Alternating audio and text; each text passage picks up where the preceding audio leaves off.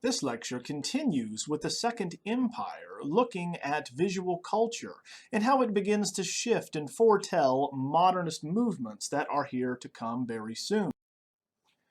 Now, landscape remained a favorite subject for collectors. For, once again, those who were in the city and overworked, it was a reminder of the beauty and wholesomeness of the countryside that they would romanticize was there waiting for them, or in some past generation it existed. Now, of the scenes that were preferred, they still had woodland scenes and pastoral landscapes, as well as seascapes becoming popular. Now, for the sportsmen, we had hunting scenes that would be very appropriate. At this time, the Barbizon school flourished during the Second Empire, and the artists were quite successful. In the village of Barbizon, near the forest of Fontainebleau, we have a center for young artists. It was at this time that Courbet himself turned to landscape in the late 1850s. As he was a native to the Eure region, seascapes in Normandy were what he was drawn to. But first, here we have the entrance to the Puy-Noir Valley in 1865, which was bought by Neuwerkerk for Napoleon III's collection, and there are dozens of variations produced after this for collectors. Now, in this gentle valley scene that does not have crashing waves or thunderstorms, we have a style that is not overworked like Rousseau, but instead one that employs rapid brushstrokes to give a sense of light, open airiness to this analogous color scheme. There's extensive use of the palette knife here, with heavy daubs of impasto for the rock formations, whereby we get the surface textures of the rocks physically built up on the surface. So here we have a picturesque scene framed by foliage on either side that leads the viewer gently into the center of this babbling brook. It is calm and reflective, much like Corot's fishing with nets in the evening, therefore very popular among the middle class. Something that is a bit more dramatic we would find here in the wave of 1870. Now, because of the relationship that Courbet had with the coast of Normandy, we see water scenes are going to be prevalent later in his career. Here we have the same technique used, but now to showcase the power of the waves coming up and crashing towards us. It is not relaxing, and there's a barrier between us and the very tumultuous waves beyond, with a series of rocks in the foreground. Here we have these close-up views of waves. Not at a safe distance. We are thrown into this, this dangerous area in the foreground and could be smashed upon these rocks. Now, obviously, Courbet was an avid swimmer, and so he would be familiar with the physical effect visually and psychologically of these massive waves coming at you. But you can see the difference compared to a Friedrich and how one would interpret this scene that you're in the middle of and takes up all of your periphery versus at a safe distance. The impasto used here is going to communicate the foamy crests as something that is palpable, that is going to be close to you in order to appreciate this virtuoso technique, much like Turner's Slave Ship. Turning our attention now to Rosa Bonheur, we have the most famous female painter of the 19th century. As with many in the early modern era, like Artemisia Gentileschi, she was trained by her father, another artist, and was famous for animal paintings. Not unlike earlier artists, they were not allowed to be in nude study sessions, and so the male nude anatomy was not one that most women artists practiced. There were literary inspirations for Bonheur, such as Aurore du Devant.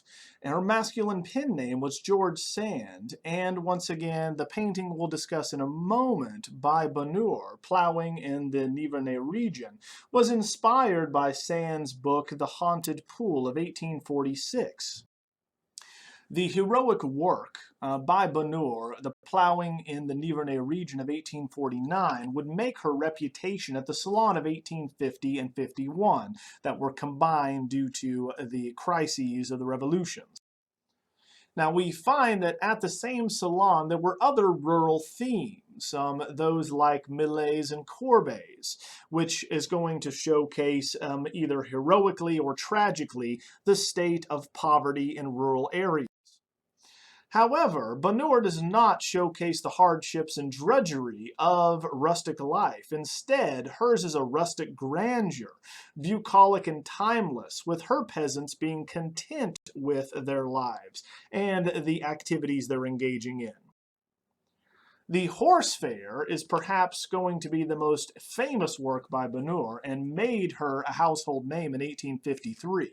It is a massive painting and is very masculine in artistic terms, with these powerful horses and men being paraded around in a circle.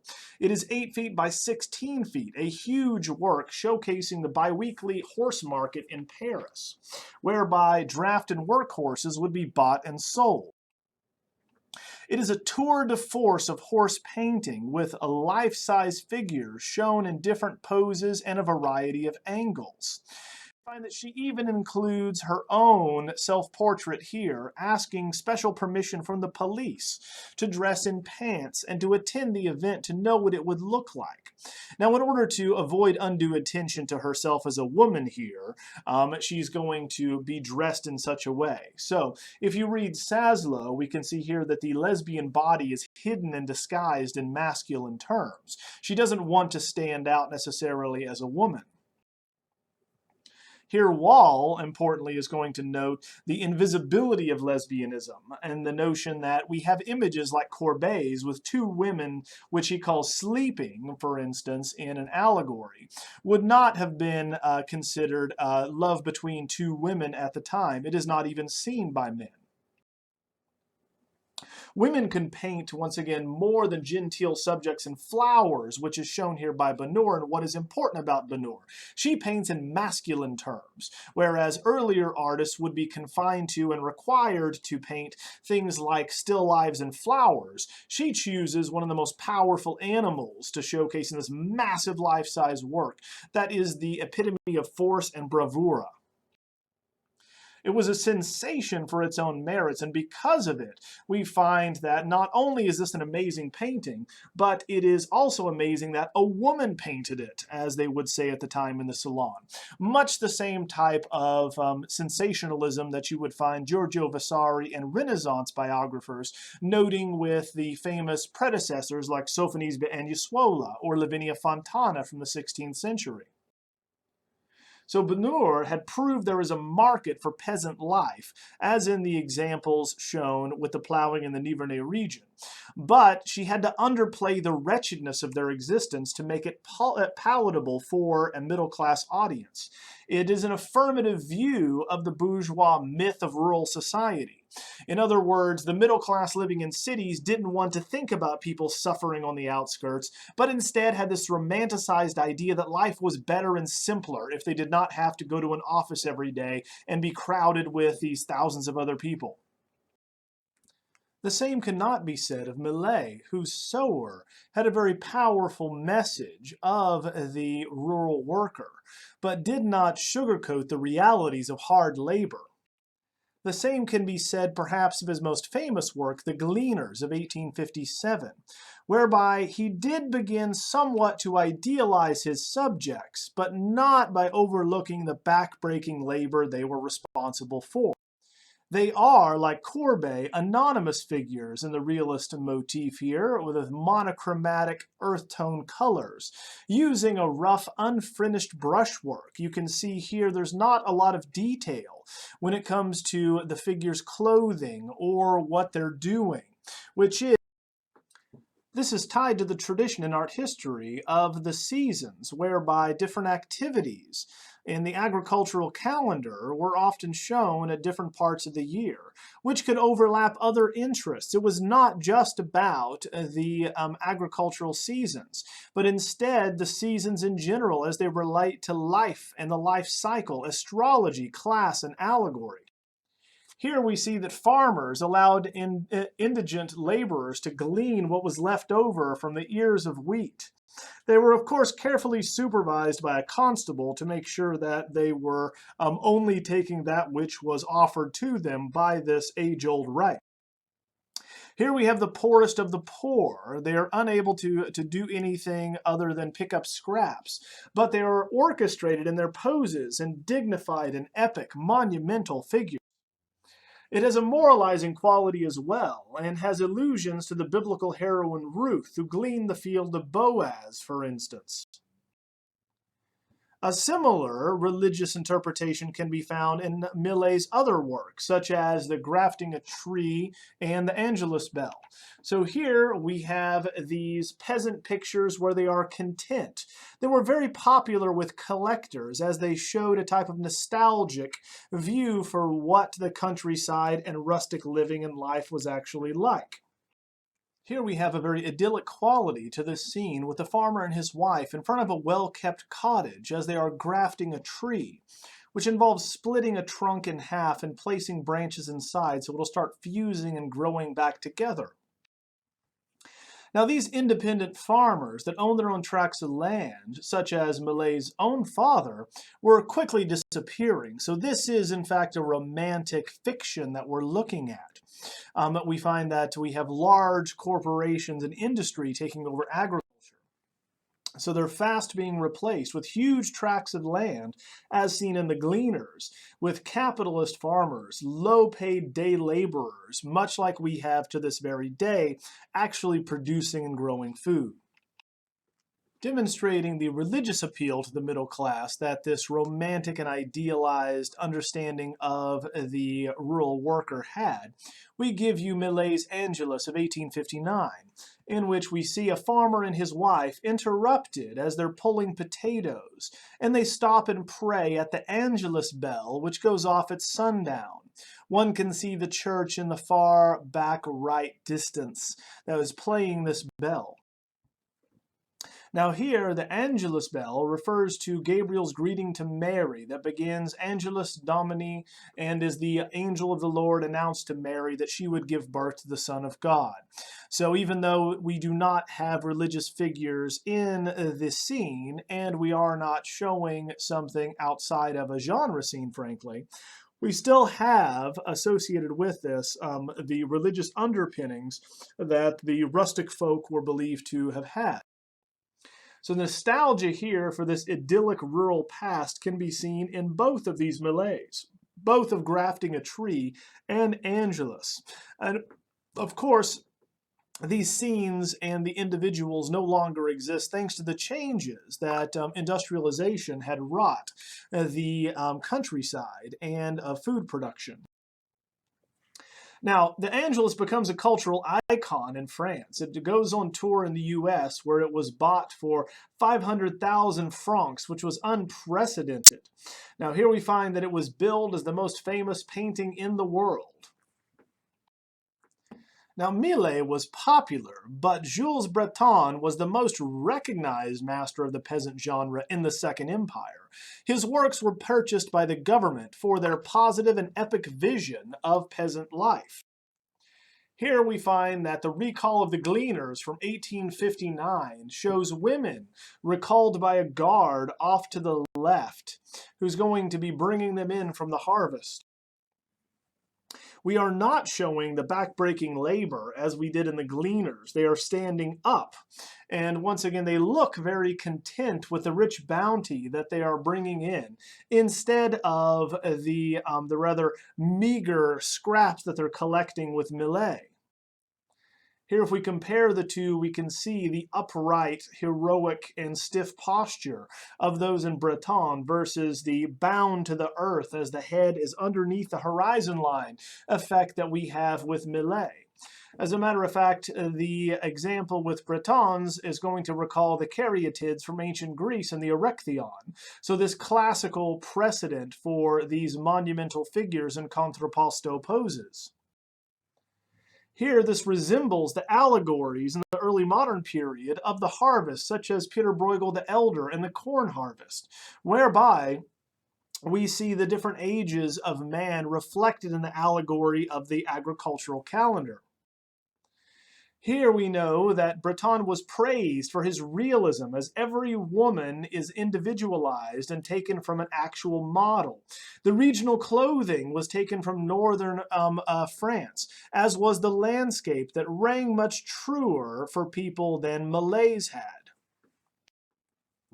Such focus on rural life was not the norm and would not be the ideal moving forward for critics like Charles Baudelaire, who, as an art critic and poet, is going to call for art to be glorifying life in the big city in his writings in the Salon of 1846.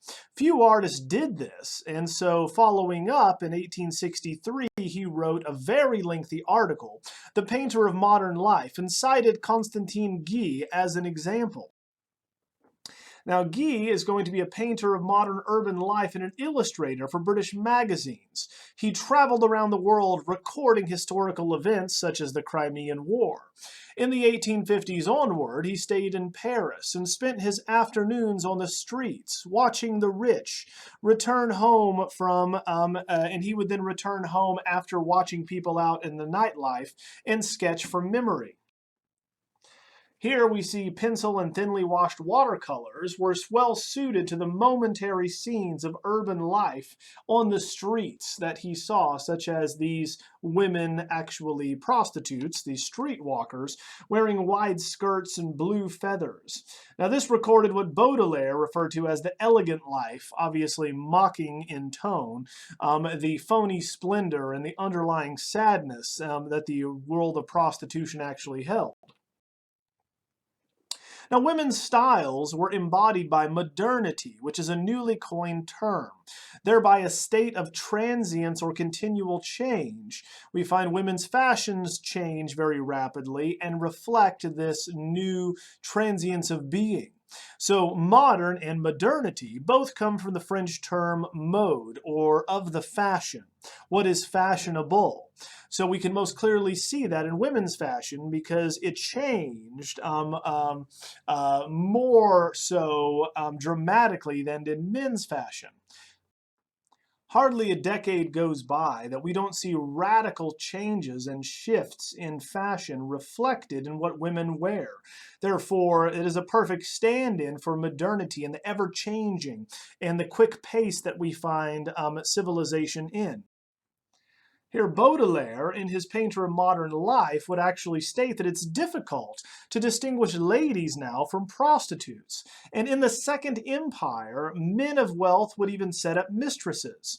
These so-called coquettes, or kept women, would defy class boundaries, as they come from all walks of life. They would dress in a wealthy fashion, they would be around well-respected men, but they also were not exactly prostitutes or call girls.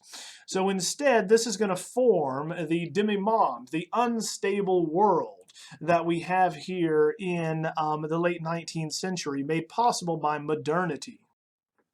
Thus, scenes of modern life in France become the subject of what Baudelaire and other critics are going to champion. Here, with Courbet's Young Ladies on the Banks of the Seine River in Summer, from 1856, we have two of these coquettes on the banks of the river running through Paris itself. Now, we know that they're in the company of men, for we have the present shown with the top hat in the boat behind them to the left. Now here we find the one in the foreground has taken off her dress and is laying on it as a pillow. She's actually in her underwear and is easily available as seen here visually. So the women here are going to be manifested in these undressed reclining positions, which is going to align with the French nickname for call girls being horizontals. We are slowly shifting the focus now, instead of rural areas, either of agriculture or the bourgeoisie, to look at urban life and the bourgeoisie, what's happening in the cities. The artist that would exemplify this, and is hailed as the father of modernism, is Edouard Manet, who exhibited with the Impressionists in the 1870s. He was a student of Thomas Couture that we looked at, the juste milieu painter. He rejected the past in order to search for new forms of expression and strategies to express social modernity and the ambivalence of living in modern life. He had won 2 medals earlier in his career for his Spanish singing. In this early work, we have an acceptable scene of public life, of an entertainer, using a realist technique much like Courbet, as it is based on 17th century Spanish paintings called bodegones, like Velázquez. This will give way to more modern scenes and more scandal with Les Déjeuners sous l'herbe of 1863, a massive painting of 7 feet by 8 feet, where 2 coquettes are going to be accompanied by 2 men in university student dress, who are going to be obviously from an urban area. It was rejected and instead exhibited at the Salon des Réfugiés. Here we demonstrate the effects of the sun by limiting the chiaroscuro to one single black line, or as one would see in the studio.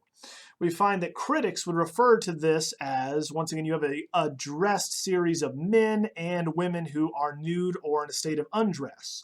So critics called it a prostitute with 2 dandies dressed to the teeth.